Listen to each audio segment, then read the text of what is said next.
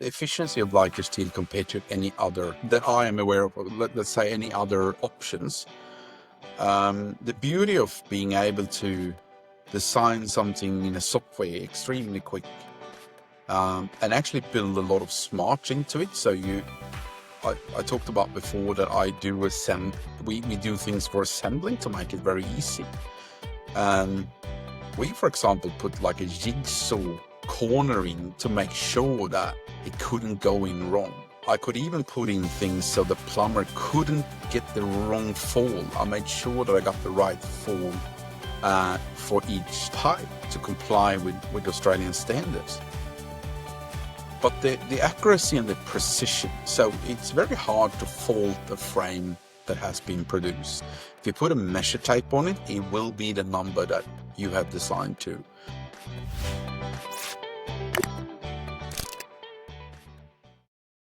Andreas, welcome to Steel Framing Connections. Do you want to just introduce yourself and your role?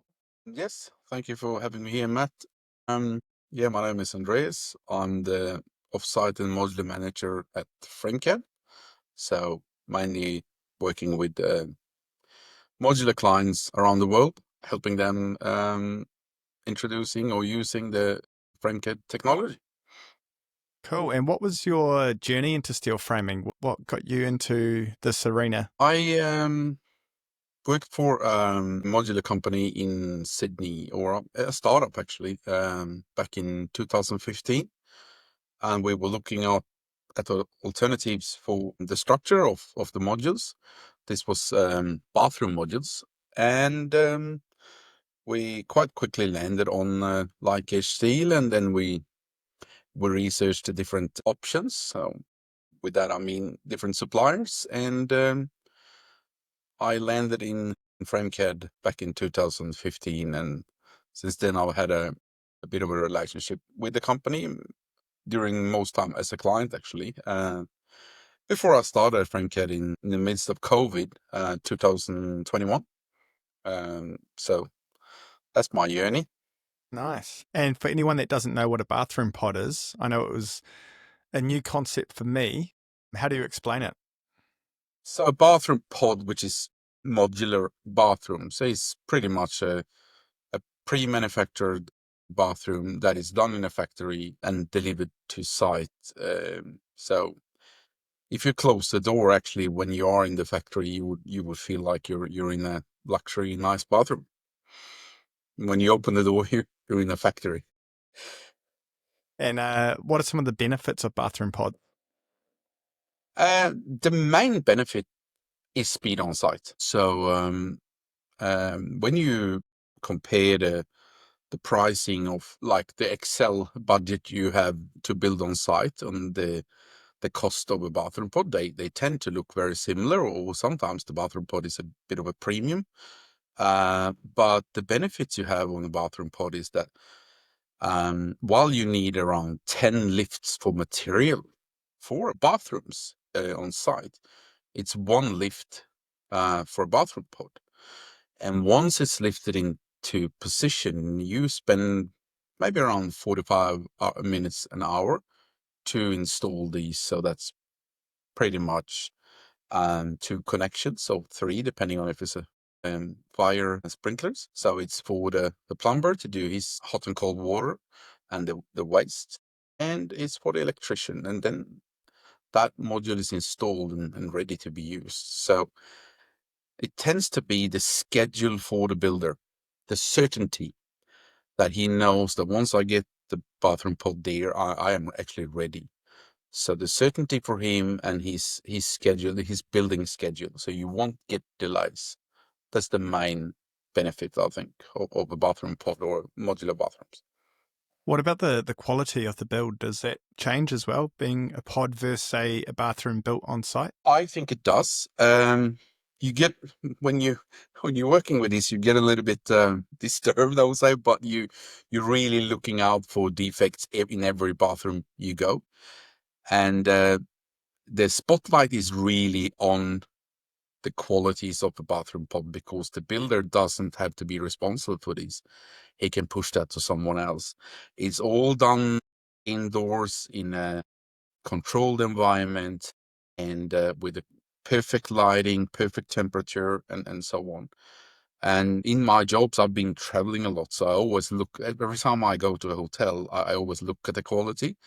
And I think I can say when it's a bathroom pod and when it's built on site, because bathroom pods tends to have much higher quality. Where do these bathroom pods get used? I know you just mentioned hotels. Is that most the use case for them, or they used other places as well?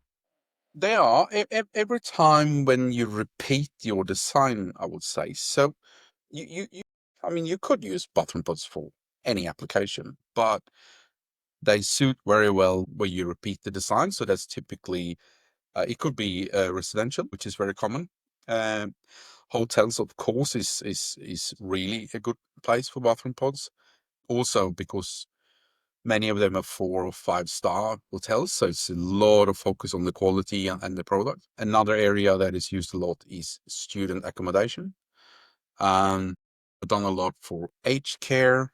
Um, I've done hospitals. I have done, yeah, that wraps it up, I think, where it's used. So um, residential, hotels, student accommodation, aged care, and hospitals is good areas for bathroom pods, because the fact that they have repetitive design and there's a big number of bathrooms used.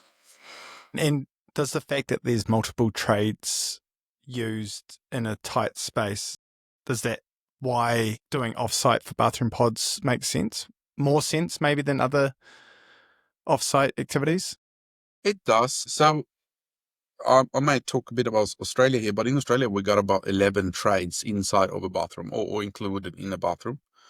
So when you do that on site, it's of course a scheduling issue. So you're gonna have one trade after another. So, and also what I found is that our clients have got so used to that. Let's say they build apartments, and in every apartments they need certain things, such as maybe there's a valve, tempering valve, or this memory display for aged care, for dementia, for example.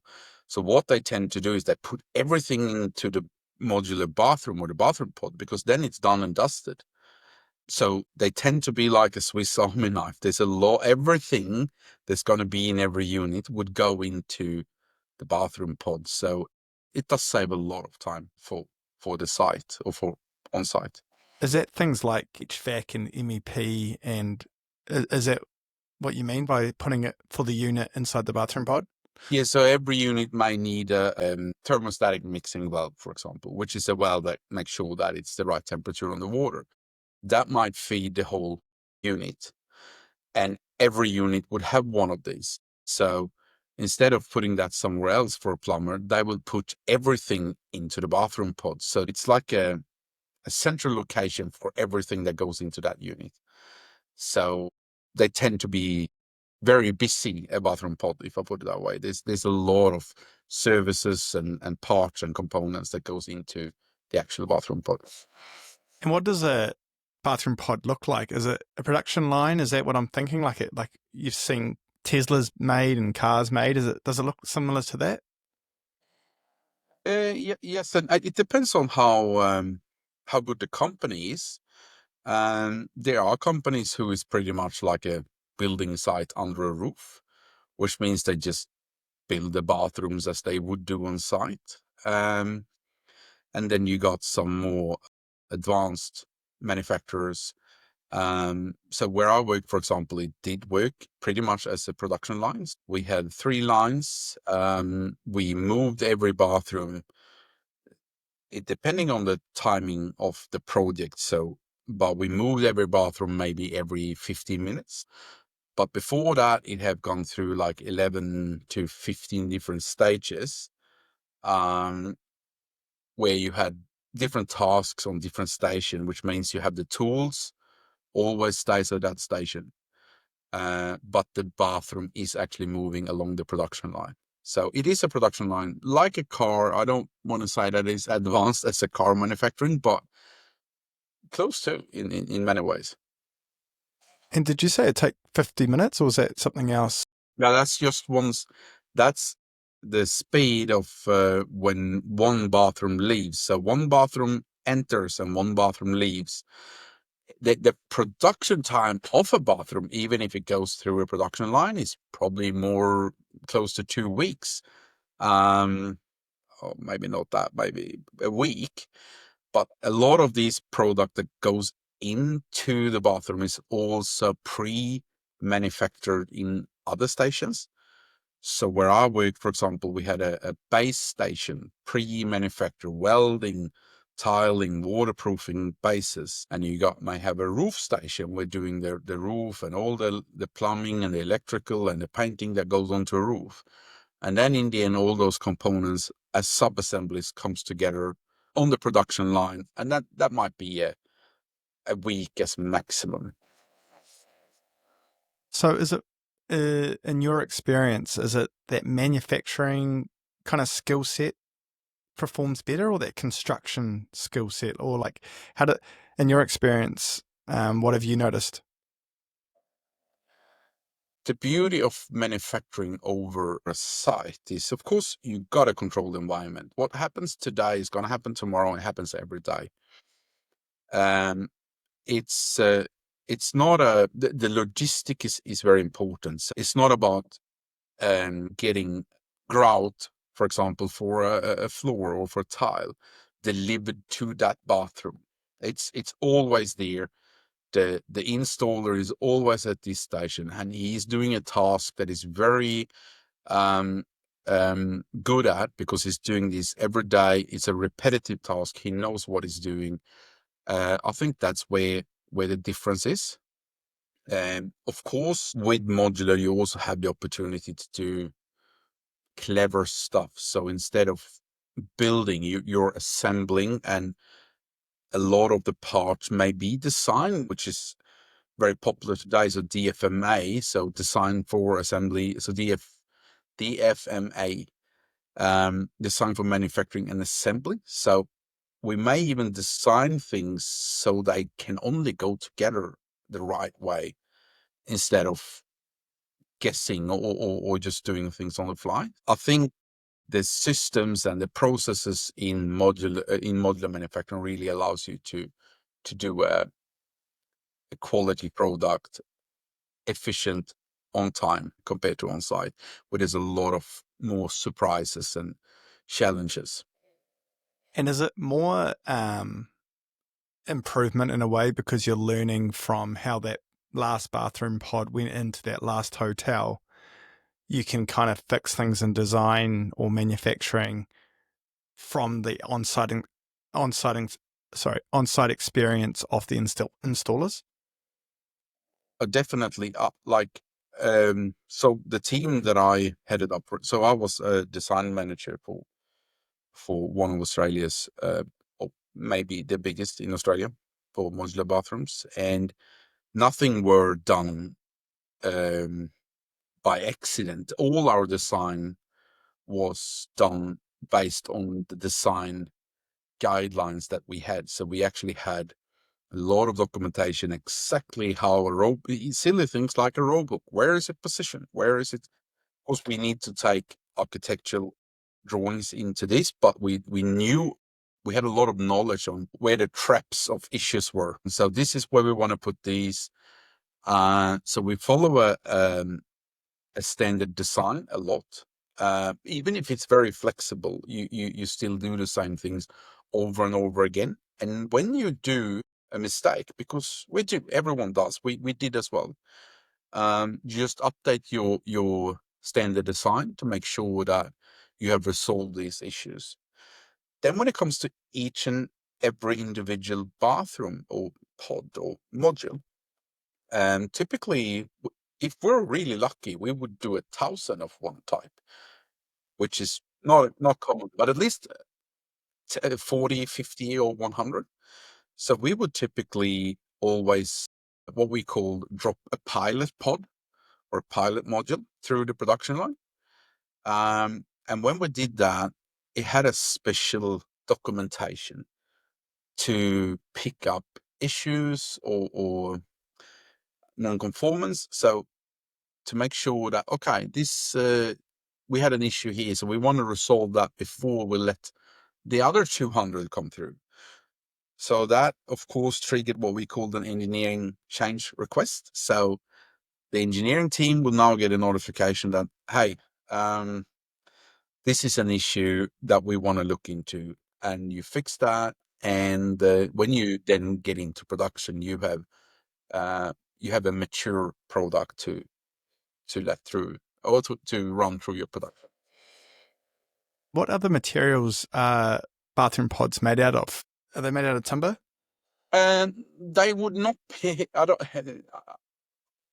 think anyone is using timber for a bathroom pod. I'm going to be careful, but I'm not aware of anyone. And the globally, I think most is using one type of light gauge steel. Where it might be a bit different is the way they will build the bases. So that's a mix of, some is using welded bases with a fiber cement board for floor material, and others are using concrete bases, and most likely that would be a GRC, so glass fiber reinforced concrete base. And some is using a hybrid of welded steel and GRC, or glass fiber reinforced concrete. Nice. And I mean, some of the numbers that you just kind of talked about before, do you have to have the scale for this to make sense? Or is there some people that are seeing the benefits with smaller scale, and then there's some people with larger scale? Like, what does that look like in terms of your experience? You mean of doing modular or not doing modular? No, more like some of the examples from that you mentioned before is around the kind of how many you were doing a day in a week, and they were all quite large numbers. I think the key is, so the thing with modular is that you do, so if you compare it to conventional construction or on-site build, then you might spend about 10% of your resources prior to build on design. There might be, I've seen figures on this many times, different figures, but they are in the same ballpark, is that you might spend 10% of your resources prior to a project in design. And that's the on-site build, and then you spend a lot more time on site. With modular, you are actually investing a lot in preparing the job. So of the whole build time, build and design, you may actually invest about 30% of your time into the design. So before you actually start building anything. And this is to, of course, design these. It's to program all your CNC machinery for board materials, for, in our case, FrameCAD like steel technology. There might be a lot of other tasks included to this. So to make this worthwhile, I would not build one bathroom as a module. It just doesn't make sense. Every company has a little bit different view on this, but I would not want to, if I got a project, one project with one type of bathroom, because number of types is very important here. I would not do a project if it's less than 20. But let's say I have had situations where I've got projects where we have 600 bathrooms of one type. And then I have 4 types, one each. To get that job, I'm going to have to do all of them. So yes, I will invest 2 weeks of design and machine codes and everything in these other 2, or these other 4 pods or types, but I will get that back. So I would look at an average. Okay, so I got 604 pods here, and I have 5. So 120, 130 each. That's a good number. So I would live with that.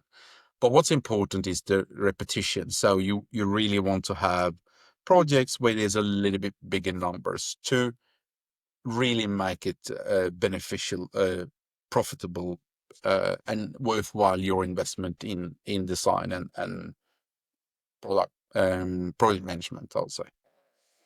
What does that workflow normally look like? Who's doing the design? How does it come from the start to kind of the end? Like, what does that workflow look like? my last position with these, our leading program was actually 17 weeks. So that means from when we really got the order until we hit the production start. And that's not all linked to design. There's a lot of delays in. So you may do your design. That is maybe that's a week. You've received the documentation from your client, which is, of course, as we spoke about before, there's 11 trades involved in these. So they will have comments about what you're doing. There's, of course, the major one, which is the architect. They want the bathroom to look a certain way. So you will probably in the beginning compile a checklist of all the information about this bathroom that is worthwhile. And I had a rule in the company I work for is that we never start anything we can't finish. And this rule created a lot of conflict sometimes with project managers who wanted us to just get going a little bit. But I don't want to change things. I want to design things. And I want to be able to finish it. And it should be as requested by the client. So that might just be a week, but then that's going to go back to clients, going to be reviewed, approved, and this is a process. And even no matter how good job we do to make sure before we design that we got all the information, there will be changes to these. So it will, again, create rework and so on. Then you got the procurement. And the reality today is that a lot of the material used in these bathrooms, not because we want to use, let's say, for example, Chinese toilets. The the the client who has specified these will have specified a toilet, and that might come out of China. So we have to wait for that as well. Then we have a lot of custom-made parts that's going to come out of third-party suppliers. So that will take some time. In the best of the worlds, we would like to have 17 weeks leading program. With that said, I did, that's in your hometown, Matt. I got a job on a hotel there, and I got it. I got the request about 3 weeks prior to us actually putting bathrooms into a container sent from Sydney to Auckland. So it can be done, but it's the key to success in a modular business, and that's not only bathrooms, is your ability in the office to plan, to make sure that you set your team in production up with, you got all the material, you got all the programs done. What I mean with that, CNC programs and so on, you're ready to launch that project in production. Nice. And now shifting gears to, frame CAD and, when you're working with potential customers, what are some of the frequently asked questions that come up around bathroom pods? Like where does the conversation start? Yeah, it depends on where they make the transition from. If it's from welded structures, for example, is always a bit of a worry about strength because they are used to weld it. They know it's strong. They know, and that worry might, in a few cases, actually might be correct. But it depends on your application. So I think like steel should be your material of choice when it works, which is in most of situations. So we can take bases, for example. Like steel will not replace every modular base. Absolutely not. There are situations where you need higher strength than what like steel can provide, but are not as many as people might think.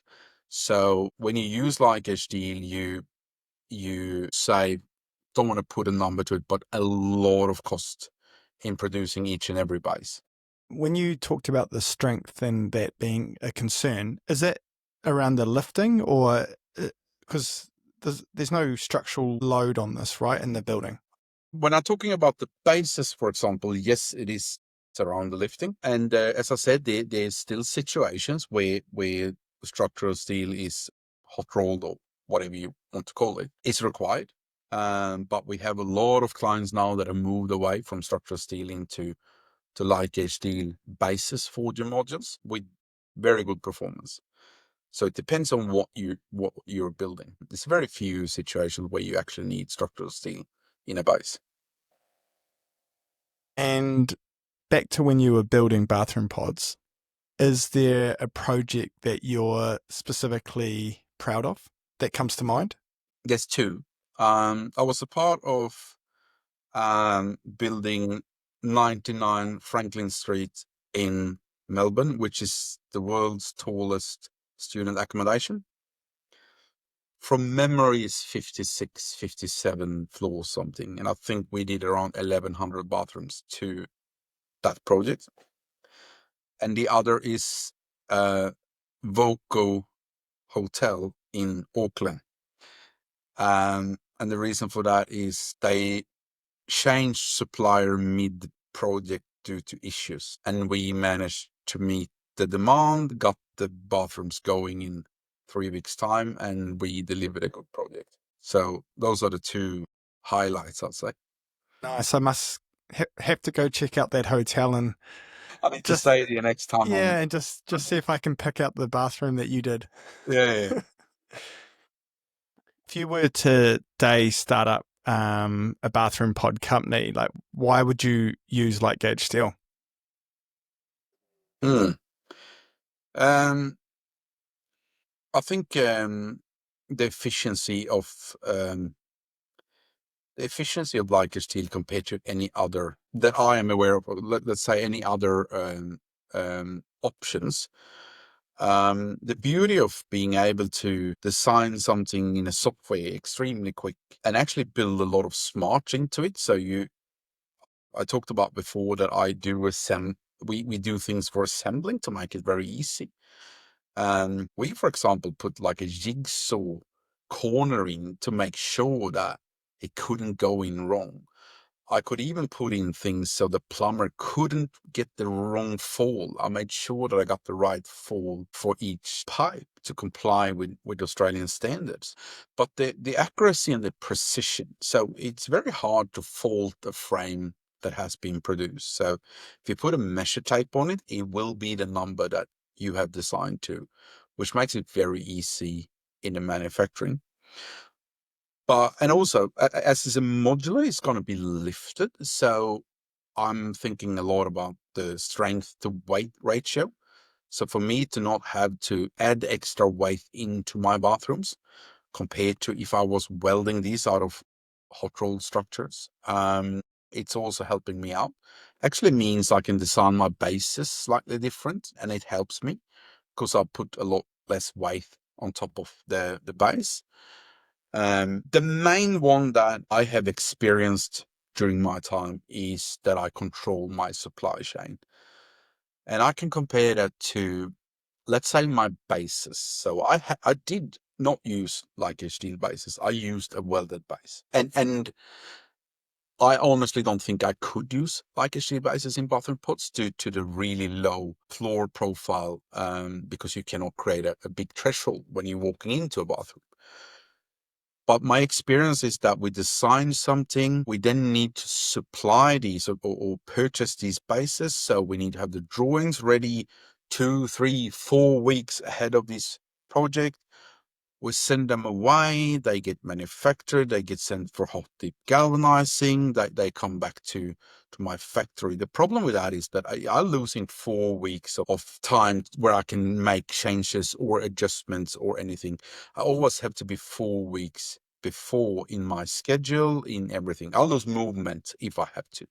And there's been situations where I have had changes and I had to stop the whole thing, get it fixed and sorted and changed. Why would light gauge steel? In theory, I can change that design until 5 minutes prior to, or 30 seconds if you want to be extreme, but I can change it just until I hitting production. Because my change, if I want to move something and do something, I can do that in seconds in my software, and that's already on the machine. And the only thing I need to make sure of is that I got coil and screws. So I control the supply chains. The only thing I need for all my walls and my ceilings in my factory is to make sure I got coil on the shelf and a team ready to use the machinery or the equipment. compared to using external suppliers. So for me to be able to control my supply chain has been the main good thing about using the like HD. Is that with the storage of it as well?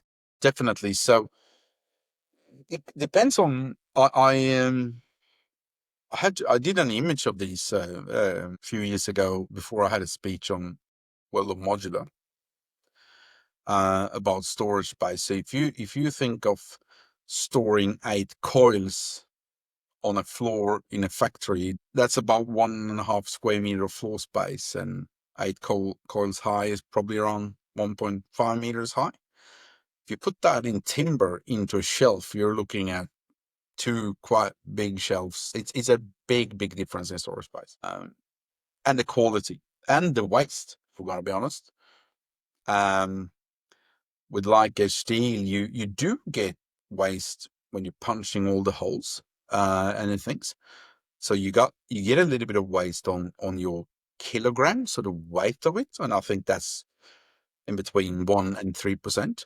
But on the length of the coil, the only waste you really get is by the end of the coil, because you have an odd piece of 2 meters, 1.5, 1 meter that doesn't fit into what you're doing, but you don't get waste on the length. So, which is another big benefit of like a steel over any other material that you cut from lengths. Great. Well, thank you so much, Andreas, for sharing your knowledge on bathroom pods. I'm sure people will find it useful, and we'll catch you later. Thank you for having me. Thanks for listening to Steel Framing Connections. If today's conversation sparked a new idea, share it with your team and subscribe so you don't miss what's next. To explore the technology, people and projects shaping the future of steel framing, visit framecad.com. Let's reframe how you think about building.